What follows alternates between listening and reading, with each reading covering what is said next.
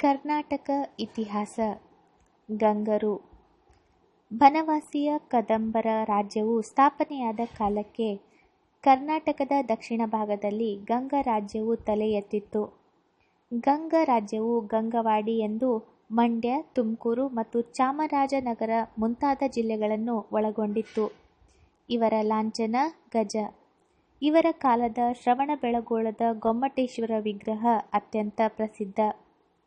ಗಂಗ ಸಂತತಿಯ ಅರಸರು ಕ್ರಿಸ್ತಶಕ 350ರಿಂದ ಕ್ರಿಸ್ತಶಕ 550ರವರೆಗೆ ಸ್ವತಂತ್ರ ಸಾರ್ವಭೌಮವಾಗಿ, ನಂತರ ಚಾಲುಕ್ಯರು ಹಾಗೂ ಮುಂದೆ ರಾಷ್ಟ್ರಕೂಟರ ಸಾಮಂತರಾಗಿ ಆಳಿದರು. ಕುವಲಾಳ ಇವರ ರಾಜಧಾನಿಯಾಗಿತ್ತು, ಇಂದಿನ ಕೋಲಾರ. ನಂತರ ಕಾವೇರಿ ನದಿ ತೀರದ ತಲಕಾಡನ್ನು ತಮ್ಮ ರಾಜಧಾನಿಯನ್ನಾಗಿ ಮಾಡಿಕೊಂಡರು. ಚನ್ನಪಟ್ಟಣದ ಬಳಿಯ ಮನಕುಂದ ಹಾಗೂ ನೆಲಮಂಗಲ ತಾಲೂಕಿನ ಮಣ್ಣೆ ಮುಂದೆ ಇವರ ರಾಜಧಾನಿಗಳಾದವು. ನಂದಿದುರ್ಗ ಇವರ ಕಾಲದ ಒಂದು ಗಣ್ಯ ಕೇಂದ್ರ. ಗಂಗ ಸಂತತಿಯ ಅರಸರು ಅಂದು ದಕ್ಷಿಣ ಕರ್ನಾಟಕದಲ್ಲಿ ಪ್ರಭಾವಶಾಲಿಗಳಾಗಿದ್ದ ಪಲ್ಲವ, ಚಾಲುಕ್ಯ, ರಾಷ್ಟ್ರಕೂಟ ಅರಸು ಮನೆತನಗಳ ಜೊತೆ ರಕ್ತ ಸಂಬಂಧ ಬೆಳೆಸಿದರು. ಈ ಸಂತತಿಯ ಮೊದಲಿಗರು ದಡಿಗ ಮತ್ತು ಮಾಧವ. ಇವರಿಬ್ಬರು ಸಹೋದರರು. ಸಿಂಹನಂದಿ ಎಂಬ ಜೈನ ಸನ್ಯಾಸಿಯ ಸಹಾಯದಿಂದ ರಾಜ್ಯ ಸ್ಥಾಪನೆ ಮಾಡಿದರೆಂಬ ಪ್ರತೀತಿ. ಗಂಗ ಅರಸರಲ್ಲಿ ದುರ್ವಿನೀತನು ಅಪ್ರತಿಮ ವೀರ ಹಾಗೂ ವಿದ್ವಾಂಸ. ಈತನ ಕಾಲಾವಧಿ ಕ್ರಿಸ್ತಶಕ 529ರಿಂದ 579. ಇವನು ಕನ್ನಡ ಮತ್ತು ಸಂಸ್ಕೃತ ಭಾಷೆಯಲ್ಲಿ ಸಾಹಿತ್ಯ ರಚಿಸಿದ್ದಾನೆ. ದೀರ್ಘಕಾಲ ಆಳಿದ ಇವನು ತನ್ನ ತಾಯಿಯ ರಾಜ್ಯವಾದ ಪುನ್ನಾಟವನ್ನು ಗೆದ್ದು ತನ್ನ ಸ್ಥಾನವನ್ನು ಬಲಪಡಿಸಿಕೊಂಡನು. ಸಾಗರೋಪಮವಾದ ಅನೇಕ ಕೆರೆಗಳನ್ನು ನೀರಾವರಿಗಾಗಿ ಇವನು ಕಟ್ಟಿಸಿದನೆಂದು ನಲ್ಲಾಳ ತಾಮ್ರಪಟಗಳು ಹೇಳಿವೆ. ನಂತರ ಆಳಿದ ಅನೇಕ ಅರಸರಲ್ಲಿ ಮುಷ್ಕರ, ಎರಡನೆಯ ಶಿವಮಾರ, ಶ್ರೀಪುರುಷ ಇವರು ರಾಜ್ಯ ಏಳಿಗೆ ಹಾಗೂ ವಿಸ್ತಾರ ಮಾಡಿದ ಪ್ರಮುಖರು. ನಾಲ್ಕನೆಯ ರಾಚಮಲ್ಲನ ಮಂತ್ರಿ ಚಾವುಂಡರಾಯನು ರಾಜ್ಯದ ಸರ್ವತೋಮುಖ ಏಳಿಗೆಗೆ ದುಡಿದನು. ಶ್ರವಣಬೆಳಗೊಳದ ದೊಡ್ಡ ಬೆಟ್ಟದ ಮೇಲೆ 58 ಅಡಿ ಎತ್ತರದ ಗೊಮ್ಮಟೇಶ್ವರ ವಿಗ್ರಹವನ್ನು ಒಂದೇ ಶಿಲೆಯಲ್ಲಿ ಕ್ರಿಸ್ತಶಕ 982ರಲ್ಲಿ ಈ ಮಂತ್ರಿ ನಿರ್ಮಿಸಿದನು. ಕನ್ನಡದಲ್ಲಿ ಈತನು ಚಾವುಂಡರಾಯ ಪುರಾಣ ಗದ್ಯ ಕೃತಿ ಬರೆದಿದ್ದಾನೆ. ಈತನು ಅಪ್ರತಿಮ ವೀರ. ಪ್ರಾರಂಭದಲ್ಲಿ ಗಂಗರು ಬಾದಾಮಿ ಚಾಲುಕ್ಯರು ಮತ್ತು ಮಳಖೇಡದ ರಾಷ್ಟ್ರಕೂಟರ ಜೊತೆ ಸ್ನೇಹದಿಂದಿದ್ದರು. ಪಲ್ಲವ, ಚೋಳರನ್ನು ಎದುರಿಸಿದರು. ನಂತರ ಬಂದ ಕಲ್ಯಾಣ ಚಾಲುಕ್ಯರ ಜೊತೆ ದ್ವೇಷ ಸಾಧಿಸಿದರು. ಇದರಿಂದ ಗಂಗ ರಾಜ್ಯವನ್ನು ಕ್ರಿಸ್ತಶಕ 1004ರಲ್ಲಿ ಚೋಳರು ಗೆದ್ದುಕೊಂಡರು. ಅದೇ ಗಂಗರ ಆಡಳಿತಕ್ಕೆ ಕೊನೆಯಾಯಿತು. ಗಂಗರ ಆಡಳಿತ. ಗಂಗರು ಸುಮಾರು 600 ವರ್ಷಗಳಿಗೂ ಹೆಚ್ಚು ಕಾಲ ಆಡಳಿತವನ್ನು ನಡೆಸಿದರು.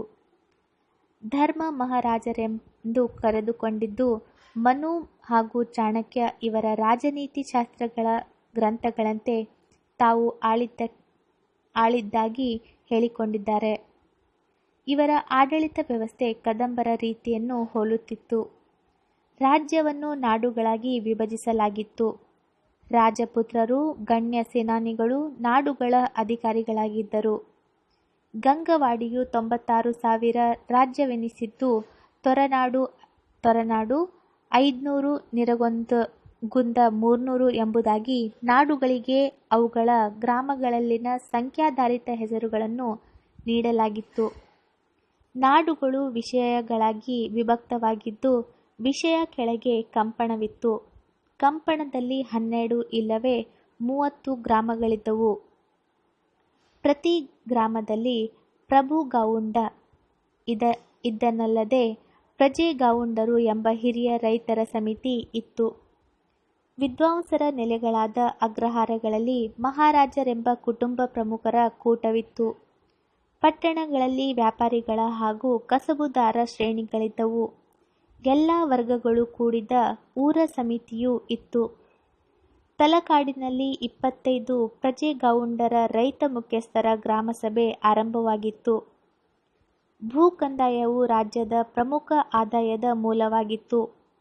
ಗಂಗಕೋಲು, ಬೇರುಂಡಕೋಲು, ಭೂಮಾಪನ ದಂಡಗಳ ಉಲ್ಲೇಖವು ಶಾಸನಗಳಲ್ಲಿ ಇದೆ. ವ್ಯಕ್ತಿ ಅಥವಾ ಕಸಬುಗಳ ಮೇಲೆ ತೆರಿಗೆ ಇದ್ದವು. ತಲಕಾಡಿನ ಬಳಿಯ ವಿಜಯಪುರ ದೊಡ್ಡ ನೇಯ್ಗೆ ಕೇಂದ್ರವಾಗಿತ್ತು. ನೀರಾವರಿಗೆ ಇರುವ ವಿಶೇಷ ಆದ್ಯತೆಯನ್ನು ನೀಡಿದರು. ಘಟ್ಟವಾಡಿ, ಬೆಂಗಳೂರು ಬಳಿಯ ಅಗರಮಣ್ಣೆ, ಬೇತಮಂಗಲಗಳಲ್ಲಿ ಇವರ ಕಾಲದ ಜಲಾಶಯಗಳಿವೆ. ಶಿಕ್ಷಣ ಮತ್ತು ಸಾಹಿತ್ಯ. ಗಂಗರು ಶಿಕ್ಷಣ ಮತ್ತು ಸಾಹಿತ್ಯಕ್ಕೆ ಹೆಚ್ಚಿನ ಮಹತ್ವ ಕೊಟ್ಟಿದ್ದರು.